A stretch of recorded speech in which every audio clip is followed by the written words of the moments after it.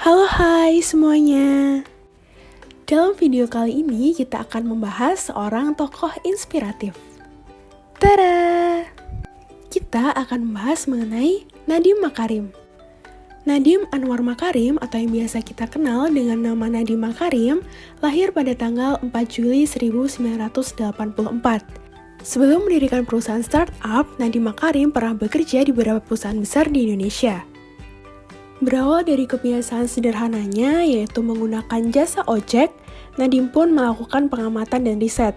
Dari hasil riset itulah, Nadiem menuangkan gagasannya dengan mendirikan startup yang saat ini telah dikenal hampir ke seluruh Indonesia, yaitu Gojek.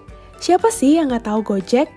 Kecintaannya terhadap jasa tukang ojek ternyata mengantarkan Gojek menjadi salah satu perusahaan startup terbesar di Indonesia. Pada tahun 2011, saat masih bekerja sebagai seorang pegawai, Nadiem perlahan merintis Gojek. Kemudian berdirilah PT Gojek Indonesia. Saat awal didirikan, Gojek masih menggunakan sistem sederhana alias masih manual. Saat itu, calon penumpang masih memesan melalui telepon ataupun SMS. Kemudian, Gojek ini berperan menjadi perantara yang menghubungkan antara pengemudi ojek dan pelanggan. Nadiem berharap Gojek dapat membantu kedua belah pihak yang terlibat dalam jasa transportasi tersebut. Hingga pada akhirnya, Nadiem dan rekan-rekannya berusaha untuk mengembangkan inovasi.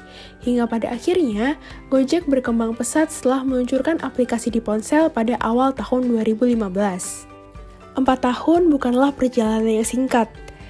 Gojek saat ini telah berhasil membuka lapangan kerja baru yang padat karya. Banyak orang-orang yang pada awalnya tidak memiliki penghasilan ataupun sulit mencari pekerjaan, saat ini sudah menghasilkan pendapatan yang cukup, baik dari menjadi pengemudi Gojek ataupun menjadi mitra Gojek. Gojek telah berkontribusi nyata dalam mengurangi pengangguran di Indonesia. Tidak hanya sampai di situ, setelah berhasil membuka lapangan pekerjaan dan mengurangi pengangguran di Indonesia, Nadiem pada tahun 2019 resmi ditunjuk sebagai Menteri Pendidikan dan Kebudayaan. Dan saat ini beliau menjabat sebagai Menteri Pendidikan, Kebudayaan, Riset, dan Teknologi.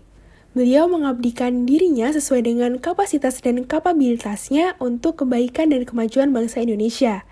Hal ini tentunya dilandasi oleh sikap bela negara yang beliau miliki. Jadi, bela negara bukan hanya bisa dilakukan oleh aparatur pertahanan, tetapi siapapun bisa menerapkan sikap bela negara dan menjadikan Indonesia menjadi negara yang lebih baik lagi dari hari ke hari. Sekian video kali ini, terima kasih, sampai jumpa.